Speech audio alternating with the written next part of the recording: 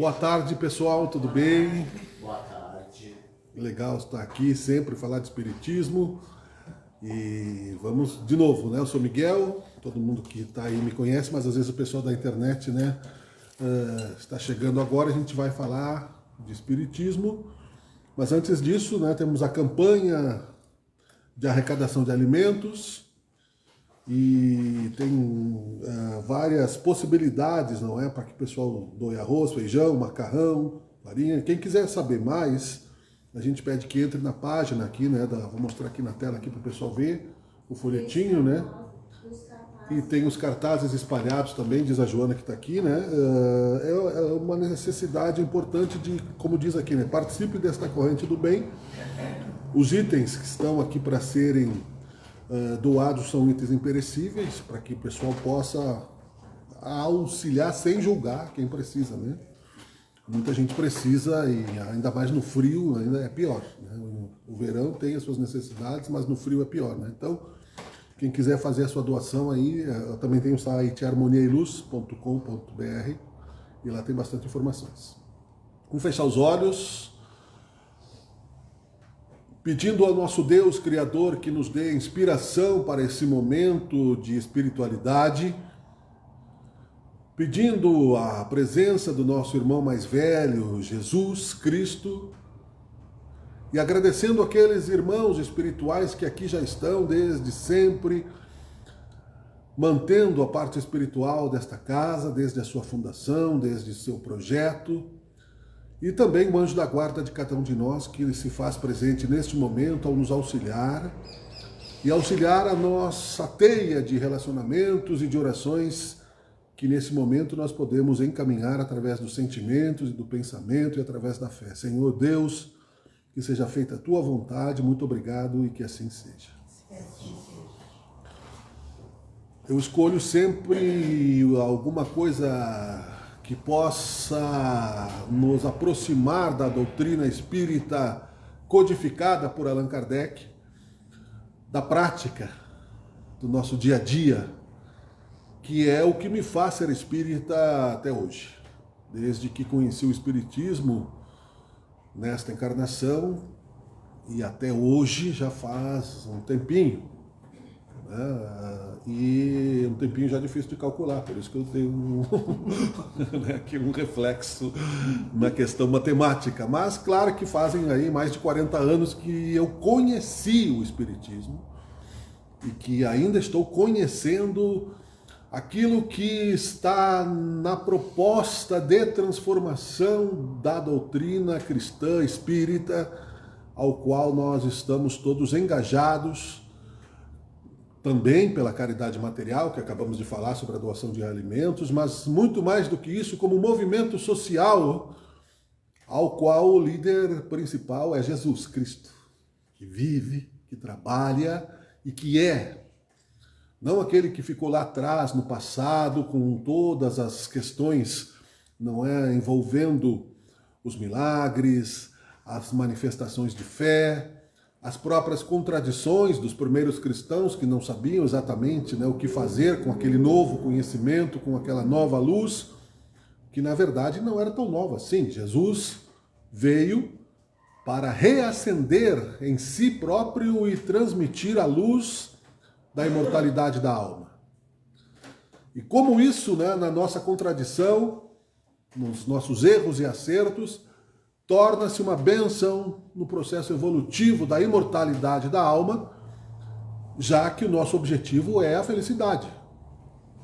A felicidade, eu vinha pensando, para citar, e não esquecer de citar pelo menos essa parte, né, ela pode ser aparentemente um momento irresponsável de prazer, de roubo, de corrupção. Mas essa é a felicidade do tolo. O espírita já aprendeu a consequência da lei de causa e efeito. E por isso há um freio moral na nossa consciência, nem sempre aceito pelas nossas contradições emocionais, porque nós queremos, nós nos comparamos. Nós vivemos hoje, né, a era que só se colocam felicidades nas redes sociais, por exemplo, aonde é natural que o ser se compare com outros, e não nos comparamos, portanto, mais somente com os familiares, mas com todos os que estão ao nosso redor no planeta, e percebemos, aparentemente, que iludidos, né? Só nós temos problemas.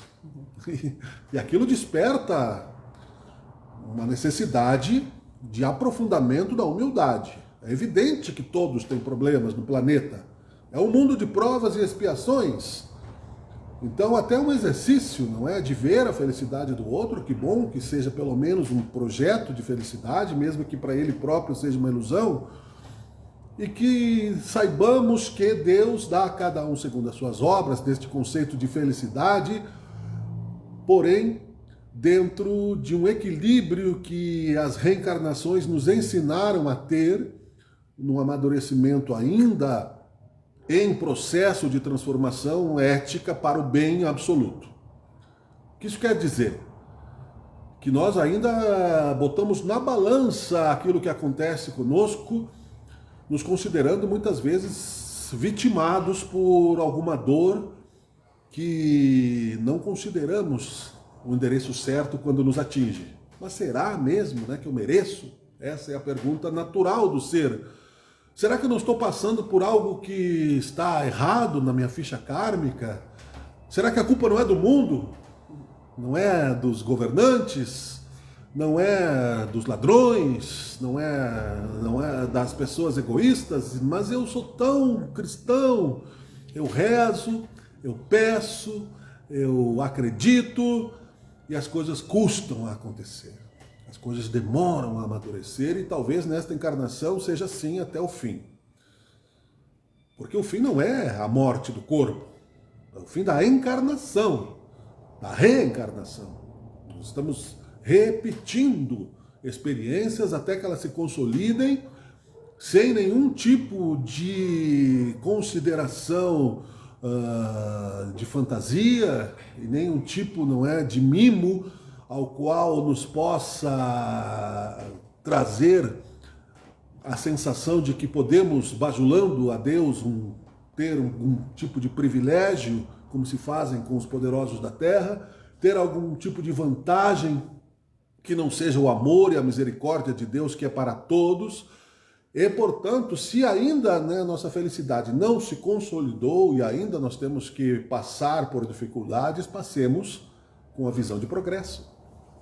Com a visão de que o propósito da vida é o progresso do espírito.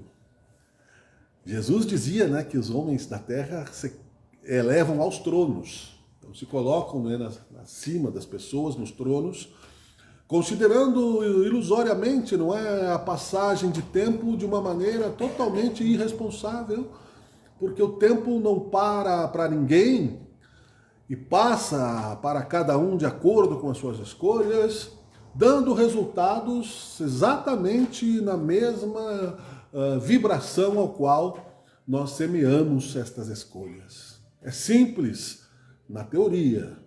Se fosse simples na prática, todos nós teríamos já nos elevado em linha reta à direção de Deus, porque fomos criados com isso na nossa consciência. É a centelha divina.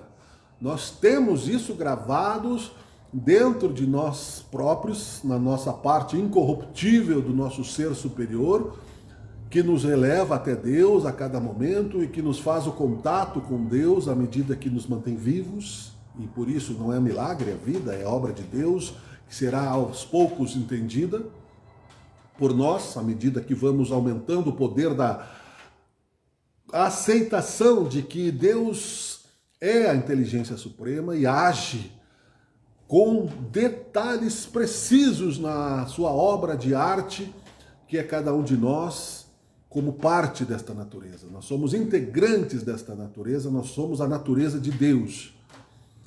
Dentro sempre, né, deste processo filosófico, nós estamos navegando nos caminhos da encarnação justamente para entendermos as diferenças da dualidade, da sombra e da luz, do dia e da noite, do erro e do acerto, do bem e do mal.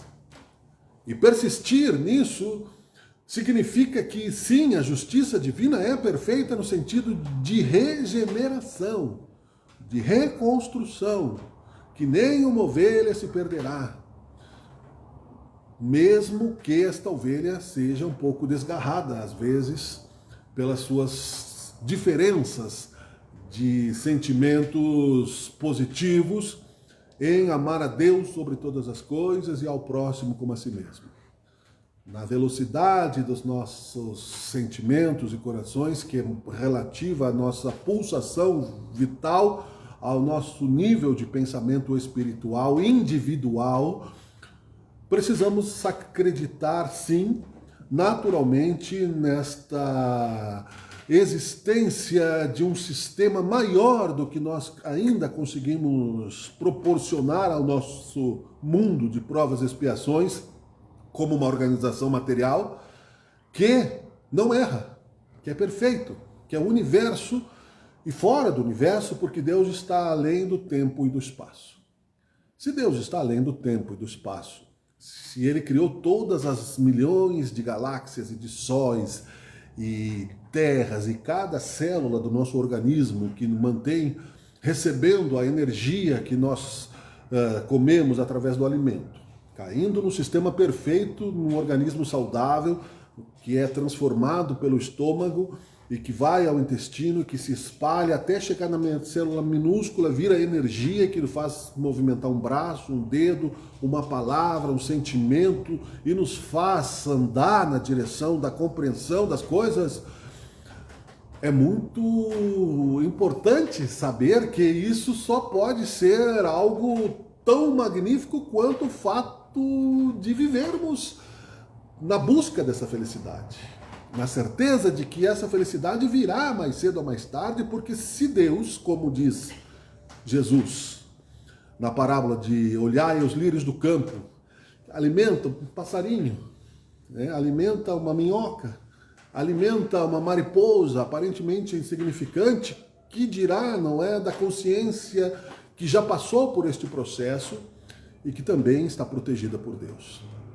Cada dia baste o seu mal, dizia Jesus, para que não nos desesperemos no processo de transição planetária, aonde muitos que são desgarrados desta compreensão cristã e ainda oportunistas no sentido de querer atrair para si o misticismo do poder, de considerarem-se exclusivistas no contato com Deus, achando que desta forma conseguirão algum tipo de benefício próprio, os falsos cristos e falsos profetas, como disse Jesus, que muitos virão em meu nome, mas não serei eu, dizendo que sabem o caminho e explicando então através de superficialismos que a lógica de Deus é quase que um machado, quase que separando, o tronco da árvore florida com uma grosseria e um desamor que não é parte da misericórdia de Deus. Não é assim tão simples, seremos exilados se não amarmos e vamos para outro planeta, não é? Eu não quero que meus filhos fiquem um planeta de distância do meu coração, né? Se eles forem para Flores da Cunha, ainda já vou ficar preocupado. Então imaginem, não é? Aqueles que nós amamos, né? Que nós temos sentimentos. Então essa teoria é muito bonita e é real, sim. Nós somos frutos do universo, mas o processo não acabou. É cada um segundo as suas obras até o último segundo. Senão nós já teríamos neste outro plano primitivo, já teríamos voltado, que é muito dramático, não é? Muito triste para quem não consegue atingir a porta estreita do processo do amor. E para isso, Jesus Cristo está com uma legião de colaboradores espirituais, irmãos nossos mais amadurecidos já, que também passaram pelo mesmo processo simples. Se olhamos a energia do Sol e comparamos com a energia que tem dentro de uma célula, o processo de transmutação é o mesmo. Então, se olhamos a força de Jesus, que passou pelos problemas na Terra, e vemos os nossos problemas comparados com esta visão organizada mais claramente pelos Espíritos através das obras do Allan Kardec, do movimento espírita, mas não só por isso, né, pelo fenômeno da mediunidade, da espiritualidade que sempre existiu e sempre nos amparou, vemos que nós temos uma função neste processo também, que neste atual momento é nos prepararmos para equilibrarmos o nosso destino. Nos desequilibramos em algum momento das nossas existências, talvez porque não conseguimos renunciar a algum tipo, não é, de sentimentos de infantilidade do espírito, e que não deve ser alvo de julgamento dos outros, mas apenas de avaliação nossa própria. Quando em algum momento não conseguimos perdoar, quando em algum momento não conseguimos aceitar que Deus não dá um fardo mais pesado do que os nossos ombros, quando em algum momento esperneamos achando que estamos, como disse antes, não é, no planeta errado, no endereço errado, na família errada, no corpo errado, quando tememos o desencarne como se fosse algo que não é da natureza, a lei de passagem pelo corpo, porque quem não envelhece fisicamente desencarnou antes, é natural. E aí deixou muitas coisas, muitas oportunidades aqui. Estarmos encarnados é uma bênção, é uma oportunidade que exige confiança.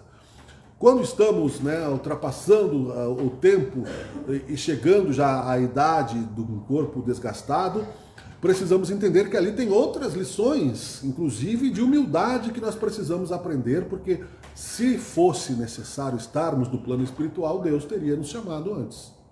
Nós vemos pessoas que levam às vezes 10 tiros no assalto e não desencarnam. E a pessoa que passou na rua está respirando, né, e escorregou no banheiro, caiu e desencarna, né?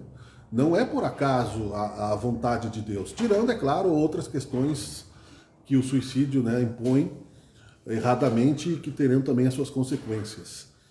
E não é só isso. Os primeiros cristãos, e por isso que erros e acertos comparados com o comportamento de Jesus, que nos ensina e nos ama,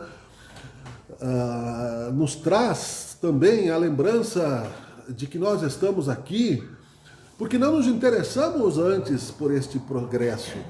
Nós estávamos mais presos a esta felicidade instantânea, de que era nos aliarmos a um exército de mercenários, por exemplo, não é, num determinado ponto da história, homens ou mulheres. Não eram só os guerreiros que faziam a guerra, né? Havia um suporte para que eles comessem, para que eles, né, tivessem nas aldeias, não é, o suporte familiar. Então se fazia, né, um combinado, se sabia que o guerreiro iria para uma outra aldeia, faria coisas que hoje, né, o noticiário traria como algo dramático demais, coisas violentas, mas trazendo riquezas, e os pórticos romanos eram de ouro, né, os jubileus e os pilares, roubado, destruído, com a cumplicidade e conivência daqueles que participavam das festas do Coliseu e de sangue. E Jesus, neste caldo cultural, coloca o próprio Emmanuel no livro Ave Cristo, trazia a lembrança de que a vida é imortal e também o exercício da visão dos mundos espirituais.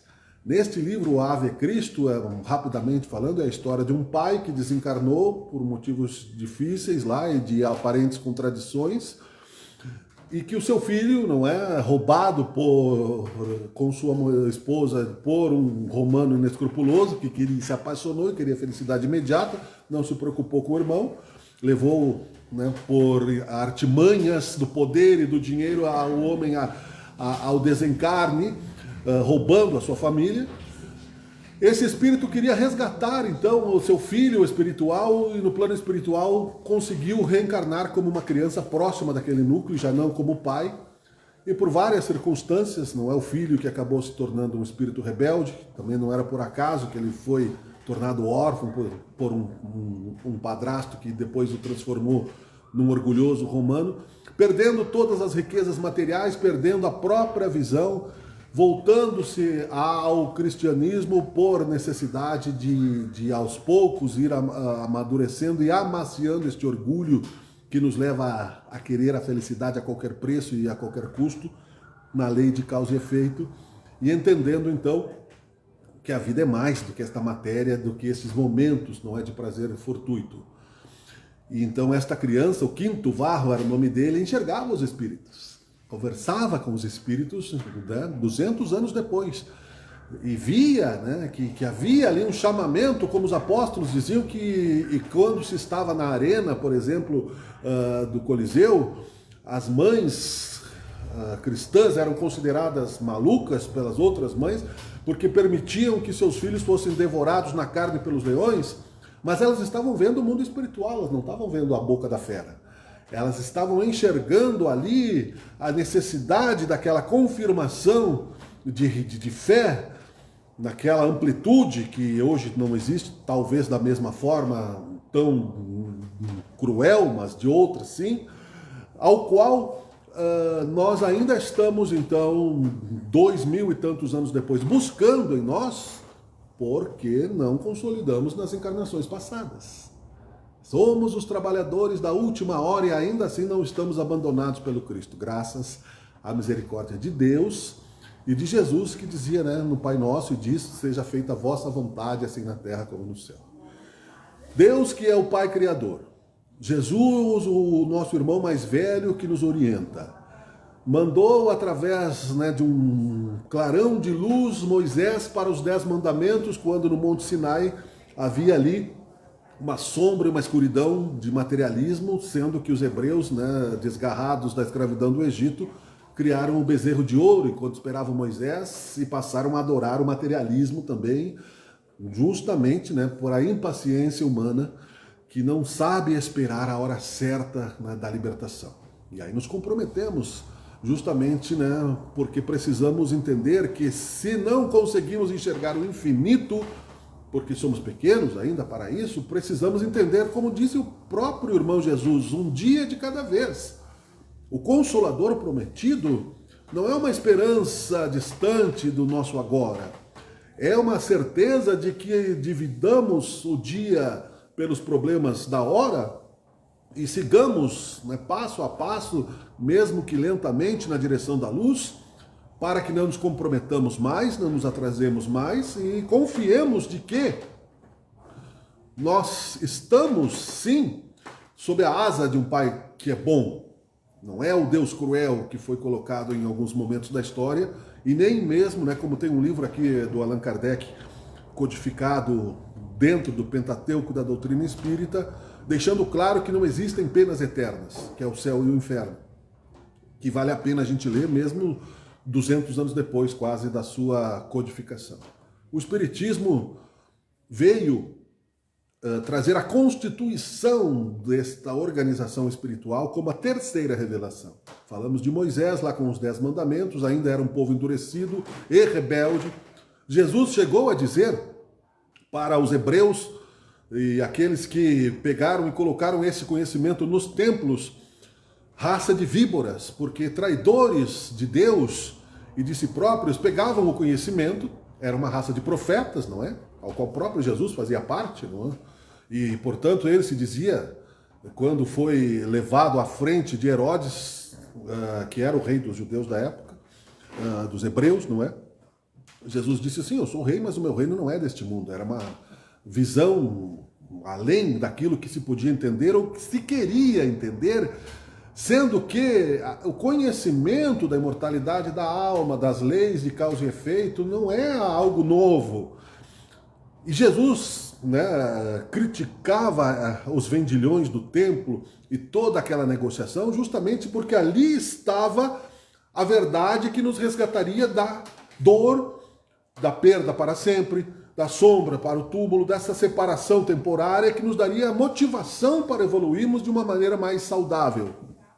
Então, tentou derrubar, né, através do amor as barreiras do templo, mas, infelizmente, a violência daqueles mesmos que Jesus chamou, não é, de raças de víboras, porque não conseguiam ir além do rasteiro, não quer dizer que Jesus os amaldiçoasse ou ofendesse, porque o objetivo é nos elevarmos, não aos tronos da terra, mas às liberdades espirituais, à luz, que nos fará olhar com caridade para baixo e não com soberba para baixo, que eu digo é na questão de evolução de irmãos mais novos, que ainda não têm a mesma compreensão, que não passaram pelas experiências necessárias para encontrarem também todas as heranças magníficas do infinito, que são muitas. Deus, né, não criaria para o infinito para ficarmos sentados, aposentados da vida, sendo que Jesus mesmo disse, meu Pai trabalha e eu trabalho, porque os trabalhos de Deus, as obras do Criador, elas são altamente prazerosas e que nós fazemos parte. É muito bom viver, é muito bom criar. Seria um tédio vivermos infinitamente, tanto quanto o inferno, aliás, né? De penas eternas, vivermos num céu de contemplação. Como tinha na novela Viagem, lá que só tinha coelhinho, lá eu quando era criança achava um tédio aquilo. Eu não quero viver no meio dos coelhinhos. E aí, assim por diante, a vida é variada, é múltipla, né? Você só apareceu o jardim lá e o obsidiado, né? Então, quer dizer, claro que tem, né? Pelo menos vai nos dando um pouco de conhecimento, mas é muito mais do que isso. E sempre houve essa organização. Sendo que se o universo é tão infinito quanto o futuro e o passado, planetas mais evoluídos do que a Terra já existiam no tempo de Jesus, e antes, e muito antes, e ainda existem, e existem planetas menos evoluídos. O que importa para nós é o nosso universo interior em relação com as pessoas. Cada um tem um universo próprio e cada um tem a mesma, o mesmo valor para Deus no universo infinito. Cada um tem o mesmo espaço no coração de Deus. Então, Jesus, para concluir, quebrando os muros do templo, dizendo que passariam os tempos e os templos e os castelos seriam destruídos, mas as suas palavras não passariam, deixou, né, que aquele fruto do mal plantado porque o conhecimento das leis morais da reencarnação foram colocados em bibliotecas secretas por profetas pervertidos pelo poder do materialismo, que as sombras da escuridão, das árvores distorcidas do Cristo se trouxessem até o presente. Mas ele também, sabendo disso, sendo profeta, disse que a árvore boa dá bons frutos, a árvore má será cortada e lançada ao fogo. Não é?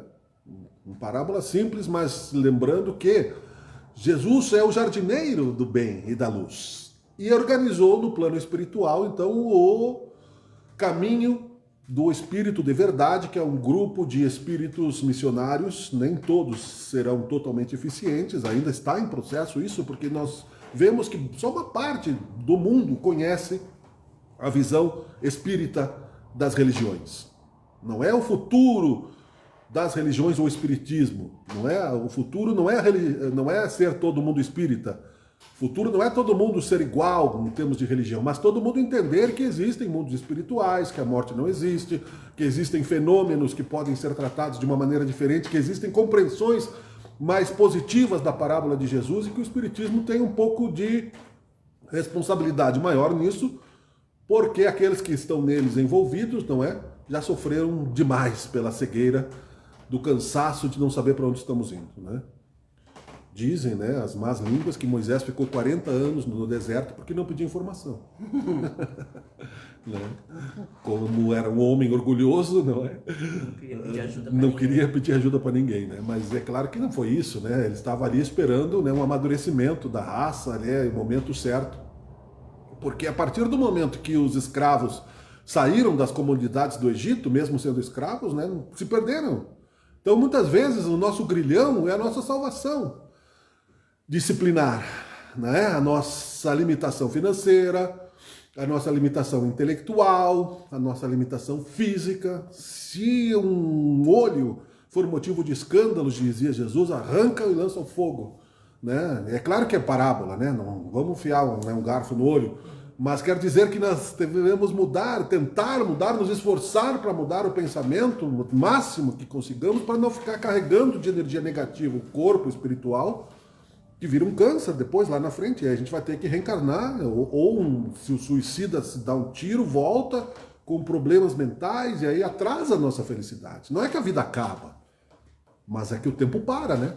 Uma noite escura que todo mundo já passou, de solidão, não é? E de tristeza, o tempo para. Quando estamos felizes, a velocidade do tempo parece que passou numa fração de segundo. Logo ali acaba. Agora, quando estamos com medo, quando achamos, não é, que vamos sofreram uma grande perda, como estamos com uma grande expectativa, né? Uma hora parece um século. Então é assim nos planos inferiores também. Mas o tempo não acaba. E a vida também não acaba. Seja aqui neste plano, seja em todos os planos infinitos, inferiores ou superiores criados por Deus, o objetivo é sermos felizes.